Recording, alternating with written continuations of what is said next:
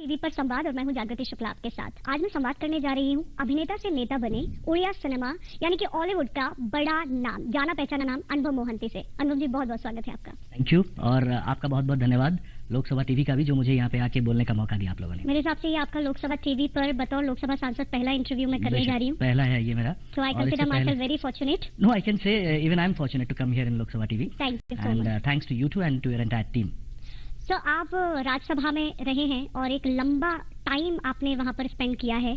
उसके बाद पहली बार जनता के बीच से चुनकर आना केंद्रपाड़ा से, कैसा अनुभव किया आपने और अंतर क्या पाते हैं? सबसे पहले तो मैं मेरे उड़ीसा के सारे लोगों को, जो 4.5 करोड़ उड़ीसा वासी हैं, उनका धन्यवाद देना चाहूँगा, उनको धन्यवाद करना चाहूँगा। और मेरे नेता, मेरे सबसे प्रिय नेता श्री नवीन पटनायक सर, उनको बहुत बहुत धन्यवाद देना चाहूँगा क्योंकि उन्होंने मुझे मौका दिया। I think if I am not wrong, जब मैं राज्यसभा सांसद बना तब मैं 32 साल का था और I am supposed to be the youngest Rajya Sabha member ever in the history. और एक अलग फ्रेटर्निटी से आकर, मतलब फिल्म इंडस्ट्री से आकर और राज्यसभा के लिए पहली बार चुनना और वहाँ पर 5 साल सीखने का मौका मुझे मिला। इतने वाइज मैन, ट्रूली राज्यसभा को हाउस ऑफ विजडम कहा जाता है। और वहाँ के सारे डिबेट्स, जब मैंने पार्टिसिपेट भी नहीं किया था उस टाइम पे भी मैं सुनता था सबको ताकि मैं कुछ सीख सकूं। और उसके बाद जब मुझे लोकसभा के लिए चुना गया, मेरे सर नवीन जी ने मुझे चुना और वो भी केंद्रपाड़ा से, जो बीजू बाबू का मोस्ट लवेबल वर्क प्लेस था। हम उड़ीसा में उनको बोलते हैं कि सर्वश्रेष्ठ कर्म भूमि उनका था, वो तुलसी क्षेत्र है। और वहां से चुन के आने का एक गर्व और एक खुशी अलग किस्म का है। And I am representing more than 20 lakh people of my constituency, so I feel proud and I love to take all kind of responsibilities and duties that have been shouldered on me. Lok Sabha में अपना काम कर रहा हूँ, सीख रहा हूँ, आगे चल के और भी सीखूंगा, मुझे यकीन है। आपसे कुछ पॉलिटिकल क्वेश्चंस करूँ उससे पहले ये जानूंगी, थोड़ा सा आपको पास में लेकर चलते हैं। आप एंटरटेनर हैं, एक्टर हैं, तो अपना एक्टिंग करियर कैसे शुरू हुआ उसके बारे में बताइए। सच बताऊं तो मैंने कभी अपनी तरफ से वो जो पहला जो स्ट्रगल होता है वैसा मुझे करने का मौका ऊपर वाले ने नहीं दिया। क्योंकि मैं जब 17 साल की उम्र का था, so I was very good in studies also, अच्छी पढ़ाई करता था। मैंने साइंस चुना था पढ़ने के लिए +2 एग्जाम्स के टाइम में। बट जब मैं 11th क्लास पास हुआ था तभी पता चला कि मुझे डायबिटीज है। और तब से लेकर आज तक 21 साल हो गए मेरे ख्याल से, 20 या 21 साल मैं तब से इंसुलिन में हूँ। और मैं अपना पहला +2 फाइनल एग्जाम जो साइंस लिया हुआ था, मैं इसी वजह से क्लियर नहीं कर पाया था। And later on I switched over. Doctor बनना चाहते थे आप या मैथमेटिक्स आपके पास था? मैं नेशनल डिफेंस एकेडमी में जाके एयरफोर्स ज्वाइन करना चाहता था। और बहुत सारी ऐसे, घर में तो हर किसी का हर एक अपना मतलब सपना था मुझसे जुड़ा हुआ। तो कोई चाहता था कि मैं इंजीनियर बनूं, कोई चाहता था कि मैं डॉक्टरी पढूं, कोई चाहता था कि मैं सिविल्स के लिए प्रिपेयर करूं। सो ये सब था, but I was very fond कि मैं एयरफोर्स में जाऊं और देश के लिए कुछ करूं। और पर भगवान को कुछ अलग मंजूर था। जब डायबिटीज हुआ तो I couldn't continue my studies normally. So उसके बाद जब मैंने मॉडलिंग स्टार्ट किया तो पहले मॉडलिंग शो में ही मुझे बेस्ट मॉडल का अवार्ड मिल गया। फिर उसके बाद जब म्यूजिक वीडियोस हुए, वो भी अचानक से हुए मेरे साथ। और पहला म्यूजिक वीडियो मेरा उड़ीसा का सबसे बड़ा हिट रहा उस टाइम का। और उसके बाद फिल्म्स भी मिले मुझे, और पहला ही फिल्म मेरा पिछले 60 साल का रिकॉर्ड तोड़ दिया था उड़ीसा सिनेमा का। सो ऊपर वाला और लोग सब मिलकर, सबने मुझे आज तक यहाँ तक खड़ा किया है और मैं उनका बहुत आभारी हूँ, सारे उड़ीसा वासियों का। और बाकी रहा फिल्मों से पॉलिटिक्स, ये yes, because next question is this only: how did you start your political journey and when did you think that now I have to do politics? देखिए, जब मैं फिल्मों में काम करता था और इतना प्यार जिसको मिला, जिसने maximum number of 100 days movies देखी हूँ अपने कैरियर में, और सबसे आशीर्वाद, सबसे प्यार, किसी से भी कोई मतलब एनिमिटी नहीं था मेरा। तो मुझे हमेशा ये सोच थी मेरे अंदर में कि मैं कभी ना कभी इसको भी अपनी तरफ से कैसे वापस करूं उनको। और जितना प्यार उन्होंने दिया है उतना तो कभी वापस कर नहीं सकता, बट कुछ तो मैं उनके लिए करूं अपनी जिंदगी में। और ऐसा नहीं कि पॉलिटिक्स, जो आजकल पॉलिटिक्स को जिस तरह से डिफाइन करते हैं कि सिर्फ वोट के लिए पॉलिटिक्स होता है, सो इस पॉलिटिक्स में मैं बिलीव कभी नहीं करता था। मेरे लिए सोशल वर्क हो, जैसे आपका ऑर्फनेज में जाना आना, आपका उनके बारे में कुछ सोचना, और ओल्ड एज होम से मेरा काफी लगाव रह चुका है। I am an animal lover too. और मैं कभी भी, जब मैं पॉलिटिक्स के लिए सोचा तब मुझे नेशनल पार्टी से भी ऑफर आए हुए थे। एंड मेरे सामने एक रीजनल पार्टी खड़ी थी, जिनके नेता, जिनके लीडर पिछले कई सालों से खुद को प्रूव करते आ रहे थे। मैं खुद को उनके साथ कनेक्ट इसलिए कर पाया because he never works for vote. वो पॉलिटिक्स उनको आती नहीं शायद, या वो यकीन नहीं रखते उस पर। He believes in loving people and serving people, and he always says, he always believes कि unless you love people you can't take the leadership. So I believe that which, इसलिए मैंने उनको चुना और बाद में पॉलिटिक्स में ज्वाइन किया. तो बीजेडी ने आपको चुना या आपने बीजेडी को चुना? मेरे ख्याल से मैंने बीजेडी को चुना और I am lucky enough that BJD allowed me to get in and BJD gave me that platform to serve people the way I wanted to. आपने कहा कि वो लोग प्रेम में भरोसा करते हैं. आप लोगों को हमने देखा भी है, जीता जागता उदाहरण हमने हाउस में देखा है कि बीजेडी एक इकलौती ऐसी पार्टी है जो कोऑपरेटिव फेडरलिज्म में बहुत बिलीव करती है. स्टेट सेंटर रिलेशनशिप को मेंटेन कैसे किया जाता है. Yes, आप लोग कभी वेल में नहीं आते, हंगामे और शोर शराबे से दूर रहते हैं. तो इसके पीछे पार्टी की क्या सोच है? देखिए, हमारी पार्टी हमेशा पीस लविंग पार्टी रही है और we believe in secularism, we believe in non violence. देखिए, हमारे नेता सब ऐसे एक नेता हैं जिन्होंने कहा है, इट विल बी यूनिक, उन्होंने कहा कि प्रियम्बल में नॉन वायलेंस को इंक्लूड किया जाए. So that shows how great that man's thinking is. और उन्हीं की आइडियोलॉजी से, बीजू बाबू की आइडियोलॉजी से ये पार्टी चलती है. सो हम लोग जो पार्टी मेंबर्स हैं या पार्टी फॉलोअर्स हैं या पार्टी रिप्रेजेंटेटिव्स हैं, स्टेट को रिप्रेजेंट करते हैं, कॉन्स्टिट्यूएंसी को रिप्रेजेंट करते हैं, हमको यही बोला जाता है शुरू से ही कि we must focus on constructive running of the house. House कभी डिस्टर्ब ना हो, हम कभी किसी गलत चीजों में इन्वॉल्व ना हो, इंडल्ज ना हो. कोई सेंसिटिव चीज हो तो हमको सोच समझ के उसमें अपना पॉइंट रखना चाहिए. If the centre is actually trying to do something good, whichever government it may be, so we must support that. And if the center is actually not doing what it should do, whichever government party it should be, we must oppose it and we must take our own stand. और देश के हित के लिए, राज्य के हित के लिए हमको लड़ना है यहाँ पे. तो एज अ रिप्रेजेंटेटिव और आप वहाँ पर बतौर मेंबर जब बैठते हैं और जो लोग हंगामा आके करते हैं या वेल में जाते हैं, तो आपको कभी ऐसा महसूस हुआ, क्योंकि उनका कहना रहता है कि हमें जस्टिस चाहिए, हमारी बात नहीं सुनी जा रही है, तो आप इस चीज में बिलीव करते हैं कि आराम से भी अपनी बात कही जा सकती है और उसे सुना जाता है? What is your experience? आराम से कही जा सकती है, पर हर वक्त उसको सुना जाता है, ये भी सही नहीं होगा. क्योंकि मैंने देखा है, जब आज इस जो पार्टी गवर्नमेंट साइड में बैठी है, वो जब ऑपोजिशन में बैठी हुई थी तब भी यही हाल था पार्लियामेंट का, देश का, और आज भी कुछ अलग नहीं है. सो वही लोग जो कल शोर शराबा कर रहे थे, आज वो बोल रहे हैं कि हाउस चलना चाहिए. सो इसका एक परमानेंट सोल्यूशन होना चाहिए. चेयर काफी अच्छी तरह से हाउस को चलाते हैं, honourable speaker. He has been so wonderful in running the house. आप देखे होंगे 17th लोकसभा के पहले सेशन में, it has been an historical session. 36 bill pass हुए हैं पार्लियामेंट से, और जो कि बहुत ही जरूरी बिल्स थे. बहुत लेट नाइट तक चला है, नए मेंबर्स को बोलने का मौका, और उस दौरान कोई भी शोर शराबा, कोई भी कुछ भी नहीं, और थोड़ा सा भी किधर कुछ हो भी रहा था अगर, तो it was managed so beautifully. So all credit goes to the members as well as the speaker on the top. So सब मेंबर्स का ये कर्तव्य बनता है, रेस्पॉन्सिबिलिटी बनता है कि कैसे वो हेल्दी डिस्कशन में बिलीव करें. अगर उनको कोई चीज गलत लगती है सरकार में तो बोले उनको डिबेट होने दे. Let we also participate in that debate and let the government be answerable. वो सबको जवाब रखे, और वो जवाब भी सही तरह से होना भी चाहिए.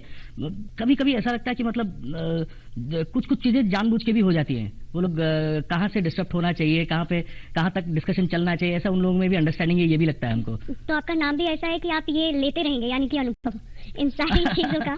हाँ, जरूर. इंसान जब तक जिंदा है तब तक सीखना चाहिए और अनुभव लेना चाहिए उसको अपनी जिंदगी से. आपको लगभग 1 साल हो गया है बतौर लोकसभा सांसद.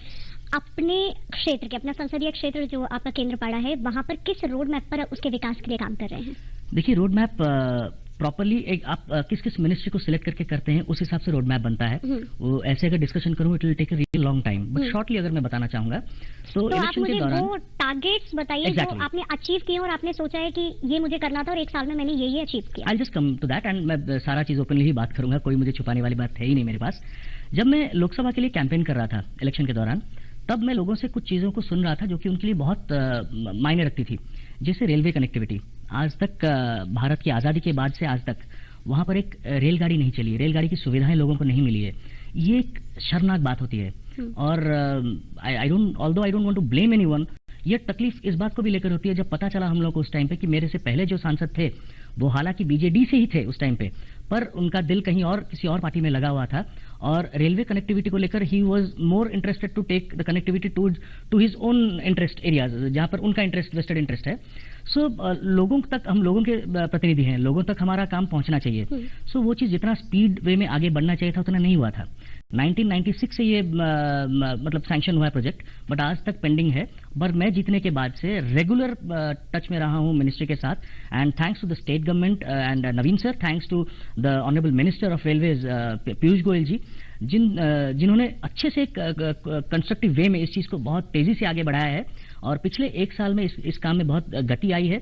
और मैं जानता था जितना कि फरवरी 2020 तक कमीशन होना चाहिए था लाइन, बट नहीं हो रहा है।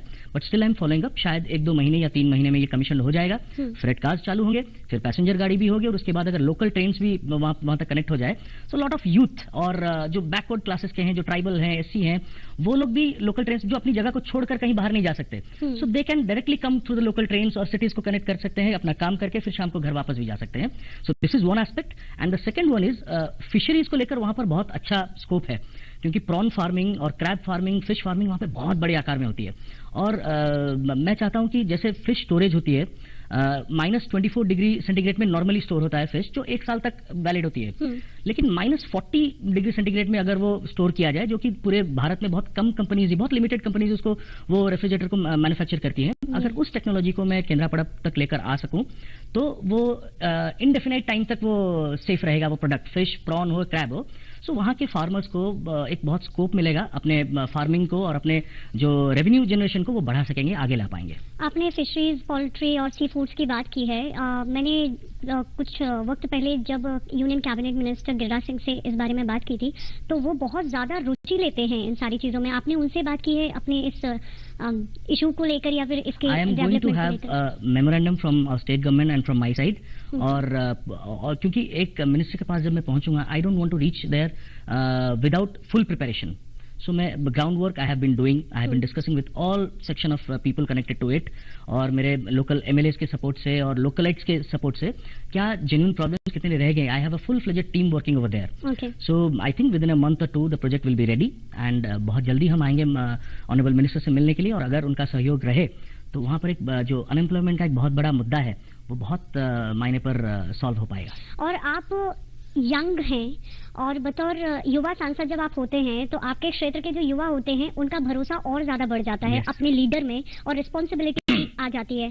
आप उनके विकास के लिए और उनके लिए आप क्या काम कर रहे हैं। और अनएम्प्लॉयमेंट की आपने बात की, तो युवाओं को फार्मिंग और इन सारी चीजों में क्योंकि इंटरेस्ट नहीं लिया जाता है, तो इसको भी लेकर आप किस तरह से सोच रहे हैं? देखिए, मैंने अभी मेरे ख्याल से, अगर मैं गलत ना हूं तो ये शायद उड़ीसा में क्यों सारे भारत में पहला होगा यूथ कॉन्क्लेव, जो मैं केंद्रापड़ा में शुरू कर चुका हूं। मैंने जो मेरे 7 असेंबली कॉन्स्टिट्यूंसीज मेरे अंडर आती हैं, एक असेंबली कॉन्स्टिट्यूंसी में हो चुका है ऑलरेडी और दूसरे में भी हो चुका है, बाकी 5 में बाकी है। और इससे मैं क्या कर रहा हूं कि देखिए, मैं एक प्रतिनिधि हूं, मैं एक मेंबर ऑफ पार्लियामेंट हूं मेरे कॉन्स्टिट्यूंसी का, वैसे एमएलएस भी हैं, वैसे मिनिस्टर्स भी हैं, हमारे मतलब बाकी लीडर्स भी हैं। सो ऐसा कभी नहीं हो सकता कि हम जो सोचे वही फाइनल है। ऐसी बहुत युवाओं के अंदर कला छुपी हुई है, लीडरशिप छुपी हुई है, जो जिसको एक प्लेटफॉर्म मिलना चाहिए उनको अपना मत रखने के लिए। So we have provide a platform जिसका नाम है केंद्रापड़ा यूथ कॉन्क्लेव विजन 2025। एक युवा किस तरह से अपने कॉन्स्टिट्यूंसी को देखना चाहता है, क्या क्या परिवर्तन वो लाना चाहता है और किस तरह से वो परिवर्तन लाना चाहते हैं। सो वो अपना मत रखेंगे, एक प्लेटफॉर्म उनको लीडरशिप के लिए आगे प्रोत्साहन करने के लिए और उनको अपना व्यूज रखने के लिए, क्योंकि क्या पता कल उनमें से ही किसी का कोई आइडिया हमको अच्छा लगे और हम उसको इंप्लीमेंट करें केंद्रापड़ा में, और वो एक बहुत बड़ा चेंज लाए केंद्रापड़ा के लिए डेवलपमेंट में। और we will never forget to appreciate that boy और अ गर्ल जो भी अपना आइडियाज जनरेट करेंगे इससे। सो इससे हम डिफरेंट कॉम्पिटिशन भी करते हैं उनके बीच में, और finally we'll have a mega event which will try to request our honourable chief minister to be there, और कुछ नेशनल इंटरनेशनल पर्सनैलिटीज भी जो उनके साथ इंटरेक्ट करे। बाकी रहा युवाओं के लिए, हमने एक Kendrapara is very famous for plumbers, बहुत फेमस है पूरे वर्ल्ड में। सो प्लम्बर्स, आप अगर हिंदुस्तान में कहीं भी जाएं, किसी भी कोने में जाएं, और मैं खाली हिंदुस्तान में सीमित नहीं रखूंगा, best plumbers of the world अगर कहीं पर आप देखेंगे तो they are from Kendrapara, Pattamundi Kendrapara. और कुछ कंट्रीज हैं जहां से जब रिक्वेशन आता है प्लम्बर्स के लिए तो वहां पे मेंशन होता है कि they have to be from Kendrapara. So ये मेरे लिए गर्व की बात है। वहां पर already we have a training centre, but मुझे स्किल इंपोर्ट करना है, स्किल एक्सपोर्ट करना है, सॉरी। तो मुझे वहां के जो स्किल्ड ट्रेनर्स हैं उनको और upgraded machines, upgraded technology provide करके एक बहुत बड़ा सेंटर क्योंकि वो नहीं लगना चाहिए ये छोटा काम है। नो, छोटा काम तो उनको नहीं लगता, बट हम पूरे देश में उनके स्किल को और फैलाना चाहते हैं, ताकि उनको जो पता है जिसमें वो स्पेशलिस्ट हैं, वहां पर दुनिया भर से लोग आए और उस कला को सीखें उनसे, वो भी स्किल्ड हो और ये स्किल चारों ओर फैले। उड़ीसा एक ऐसा राज्य है जहाँ पर ट्राइबल कम्युनिटी का जो परसेंटेज है वो काफी हाई है। yes. तो आपके केंद्रपाड़ा के जो आदिवासी हैं उनके लिए क्या प्रोजेक्ट्स आपने तय किए हैं? देखिए, जैसे मैंने थोड़ी देर पहले भी कहा था कि लोकल ट्रेन्स की व्यवस्था होनी चाहिए। एक बार रेलगाड़ी का कनेक्शन हो जाए तो उसके बाद लोकल ट्रेन जब चालू होंगी तो ट्राइबल कम्युनिटीज नॉर्मली क्या होते हैं, वो लोग अपनी जगह को छोड़कर कहीं और जाके बेस होना नहीं चाहते हैं। सो लोकल ट्रेन होने से उनको क्या सुविधाएं मिलेगी, जो महिलाएं भी हों वो अपने घर के काम के साथ साथ या अपने ट्राइबल ट्रेडिशनल चीजों के साथ साथ वो मतलब लोकल ट्रेन से सिटी के साथ कनेक्ट कर सकते हैं, दिन भर अपना काम खत्म करके फिर शाम तक अपने घर वापस भी आ सकते हैं। सो ये उनके लिए एक एनकरेजमेंट होगा। बाकी स्टेट गवर्नमेंट तो उनके लिए हॉस्टल्स, उनके लिए उनके पढ़ाई के लिए, एजुकेशन के लिए स्पेशल स्कूल्स, मॉडल स्कूल्स वगैरह हो रहे हैं जिन पे जहां पर उनके लिए स्पेशल रिजर्वेशंस हैं। और हम तो ओबीसी के लिए भी मांग रखे हुए इस बार पार्लियामेंट में, और बहुत जोर शोर से हमने अपना हक मांगा है ओबीसी लोगों के लिए, पर पता नहीं गवर्नमेंट अभी तक कुछ जवाब दी नहीं उसके बारे में। We want OBC to be included in 2021 census, तो उनका भी एक पर्टिकुलर एग्जैक्ट नंबर काउंट होना चाहिए। ऐसा कैटेगरी हो जाता है ओबीसी जहां पर वो कंफ्यूजिंग स्टेट में ही रहते हैं कि और हम स्टैंड कहां करते हैं। उन तक पॉलिसीज गवर्नमेंट की पहुंच भी नहीं पाती है जो सारी पहुंचनी चाहिए। हमको आप भी नहीं बता सकते कि हमारे देश में, पूरे देश में कितने ओबीसी हैं, what is the population, exact population. So इससे बहुत कुछ प्रॉब्लम होता है। वो अपने नौकरी के लिए कहीं पे अगर अप्लाई करें तो दे डोंट नो कि वो किस लेवल पर और कहां तक क्या कर सकते हैं, उनके लिए क्या रिजर्वेशंस हैं। जबकि हम एससी एसटी की बात करते हैं, we honour it, SC ST को भी उनका हक मिलना चाहिए, बट उनके साथ ओबीसी को भी इंक्लूड करना चाहिए, उनको भी उनका हक मिलना चाहिए। जी बिल्कुल, हक तो खैर सबको मिलना चाहिए, वो जनरल कैटेगरी ही क्यों ना हो, किसी भी वजह से। यस, हमने हाउस में आपको कहते हुए सुना कि आपका जो स्टेट है वो कम्युनल हार्मनी में बिलीव करता है, आप लोग प्यार बांटते हैं। खतरे जो दंगे के हैं वो वहाँ नहीं रहते हैं उतने, लेकिन प्रकृति से आप लोगों को हमेशा खतरा रहता है। जो प्राकृतिक आपदा है वो बड़ी चुनौती है, तो केंद्र सरकार के साथ किस तरह का तालमेल रहता है उन चुनौतियों से निपटने के लिए? अब देखिए, ये तो कई सालों का डिमांड रह चुका है हम लोग के यहाँ से। एक सिग्नेचर कैंपेन भी बीच में हुआ था, क्योंकि geographically we are located and placed in such a manner कि हम नेचुरली प्रोन है नेचुरल कैलेमिटीज को लेके। लगभग हर साल अगर आप देखें कुछ ना कुछ होता रहता है, या तो ड्रॉट हो, या फ्लड्स हो, या साइक्लोन्स हो, सुपर साइक्लोन्स हो। अभी रिसेंटली देखिए पिछले 4-5 सालों में, मतलब 5 से 4 सालों में 5 मतलब ऐसे नेचुरल कैलेमिटीज को फेस कर चुके हैं उड़ीसा। लेकिन उसके बावजूद भी हम अपने पैरों पर खड़े हुए हैं, हम अपने बलबूते पर खड़े हुए हैं, and we have proved that Odisha is not less than any other state in the country. And ये यूएन में भी केस स्टडी भी हो चुका है। ये फैनी का केस देखिए, नेशनल ज्योग्राफिक चैनल में भी आया था जब ऑनरेबल सीएम के ऊपर में एक स्पेशल स्टोरी बना था कि फैनी जैसा एक इतना बड़ा नेचुरल डिजास्टर, उसको किस तरह से स्टेट ऑफ ओडिशा ने नवीन जी के लीडरशिप में उसका सामना किया, और इतने जल्दी कितना उन्होंने रिस्टोरेशन किया। So it has been a case study there worldwide, and people from all over world have praised. और एक एग्जांपल सेट किया। Yes, और वो फाइलिन के टाइम में भी क्यों ना हो, वो फनी के टाइम में क्यों ना हो, हुडुहुड हो, बुलबुल हो, तितली हो, ये जितने भी नाम, ये लगता है इन नामों को ओडिशा से बहुत लगाव है, और ओडिशा भी उनसे डट कर खड़े होकर जीतने में भी दम रखती है। नवीन जी का उतना हौसला है, हम लोग को उन पे भरोसा है। बट सेंट्रल गवर्नमेंट ने भी लास्ट टाइम फनी के टाइम में जब माननीय प्रधानमंत्री जी ओडिशा आए थे, उन्होंने भी बहुत तारीफ किया स्टेट गवर्नमेंट का, नवीन जी का, और उन्होंने भी he also announced big amount जो फैनी से पीड़ित लोगों के लिए सहायता प्रदान करने के लिए हमारे लिए इजी हुआ, and I must thank him too. But एक चीज देखिए, we cannot keep on finding temporary solutions to this, we need to come and land on a permanent solution. हम किस तरह से ऐसे एक बॉडी को, स्ट्रक्चर को हम डेवलप करें जिससे ऐसे कितनी भी आपदाएं आए हम उसका सामना आराम से कर सके, कोई इकोनॉमिकल स्टेप बैक हमको देखना ना पड़े। आप हमेशा वोकल रहे हैं और बात करते हैं, लेकिन हम देखते हैं कि यूं तो भारत में महिलाओं के लिए 50 से ज्यादा कानून है, लेकिन जब इम्प्लीमेंटेशन की बात आती है, जघन्य अपराध, बलात्कार जैसे अपराध, मर्डर्स, या फिर वो पैरेंटल प्रॉपर्टी की ही बात क्यों ना हो, क्रियान्वयन नहीं है। इसको लेकर आप क्या कहेंगे? सोसाइटी का एक्सेप्टेंस भी नहीं है। बहुत शेमफुल थिंग है हम सबके लिए कि पूरे भारत में इतने सारे लॉज होने के बावजूद और इतना स्ट्रिंजेंट एक्शन कई केसेस में लेने के बावजूद भी हमारी मानसिकता नहीं बदल रही है। ये बहुत छोटे सोच रखने वाले, घिनौनी सोच रखने वाले लोगों की ये सब करतूतें हैं, जो कि बहुत जल्दी बदलना चाहिए, क्योंकि it's more than high time. लेकिन देखिए, अगर मुझे आप एक यंग पार्लियामेंट्रियन के हिसाब से या कि यूथ ऑफ इंडिया के हिसाब से बोलें, कीपिंग असाइड एवरीथिंग, सारी चीजों को अलग रखकर मुझे यूथ के हिसाब से अगर पूछेंगे, तो कहीं ना कहीं मैं भी बहुत दुखी हूं कि देखिए, सपोज मैं निर्भया केस के बारे में बोलूं, जो 4 अपराधी हैं, जो those who were suppose to be hang since long, बार बार तारीखें बदलती जा रही हैं। मुझे फिल्म का डायलॉग याद आ रहा है, मतलब सनी देओल का तारीख पे तारीख, तारीख पे तारीख। So it's actually happening and I am very much hurt. हाँ, मैं सुप्रीम कोर्ट से ऊपर कभी चढ़कर बोल नहीं सकूंगा, बोलूंगा भी नहीं, और लॉ सबके लिए एक होती है। मैं लॉ के खिलाफ कभी नहीं बोल रहा, but as a human being it hurts me a lot. क्योंकि और भी देखिए, जैसे सेंट्रल गवर्नमेंट अगर मैं गलत ना कहूँ तो 1900 करोड़ निर्भया जो फंड है उसमें 1900 करोड़ हैं, बट अभी तक शायद 10% भी ठीक से खर्चा हुआ कि नहीं उस पैसों से मुझे ये नहीं पता। लेकिन अगर नहीं हुआ है, सिर्फ 90% उसके अभी भी अनस्पेंट है, तो किस लिए? So there has to be a proper system and execution of that those laws. जो लोगों के लिए बना रहे हैं, सिर्फ हम वोट के लिए बना दे, ऐसा नहीं हो। लोगों तक वो पहुंचे, लोगों को वो भरोसा बने लोगों के दिल में, और वो डर पैदा हो बाकी अपराधियों के मन में कि हमको आगे नहीं करना है। अक्सर फिल्मी कलाकारों पे ये आरोप लगता आया है कि उनका राजनीति से कोई वास्ता नहीं होता है, उसके बाद भी वो पॉलिटिक्स में आ जाते हैं। तो आप क्या कहेंगे?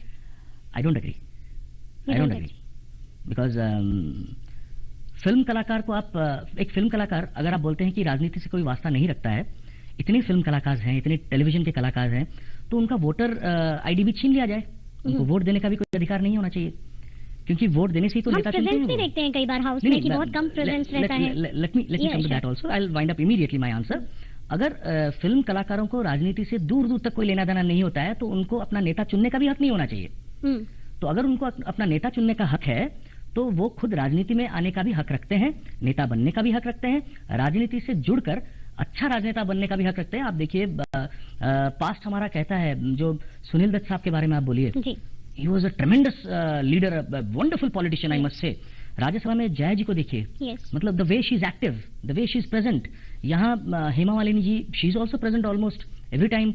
स्मृति ईरानी जी को देखिए, she came from a film background, but now she has taken a leadership in a different way, different angle. South के किसी भी स्टेट का आप नाम ले लीजिए, 3-4 स्टेट्स जो भी आप बोलेंगे, we have seen examples are there, जो चीफ मिनिस्टर बने हैं और successful chief ministers film background से आके। सो ये एक मेंटल ब्लॉकेज है काफी लोगों में, और जो मुझे अच्छा नहीं लगता है एज एन एक्टर, बिकॉज मुझे लगता है पॉलिटिक्स में कई जगहों पे हमसे भी बेहतर एक्टर्स हैं, और जहां पर फिल्मों से भी अच्छी स्क्रिप्टें बनती हैं और फिल्मों से अच्छा परफॉर्मेंस भी होता है। So with due apologies to all other good politicians.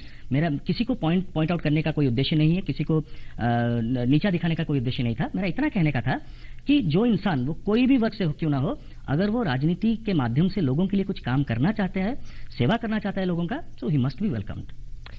अनुभव जी, आपका बहुत बहुत शुक्रिया बातचीत करने के लिए। और आखिर में मैं यही कहूंगी कि जो भरोसा केंद्रपाड़ा की जनता ने आप में दिखाया है, उस पर आप खरा जरूर उतरेंगे। और अगली बार जब मैं आपके साथ संवाद कर रही होगी, तो मुझे लगता है कि जो टारगेट्स आपने तय किए हैं, वो अचीवमेंट्स में बेटर रिजल्ट्स लाके आपके सामने रिपोर्ट कार्ड के साथ आऊंगा। बिल्कुल, thank you so much. Thank you. और इसी के साथ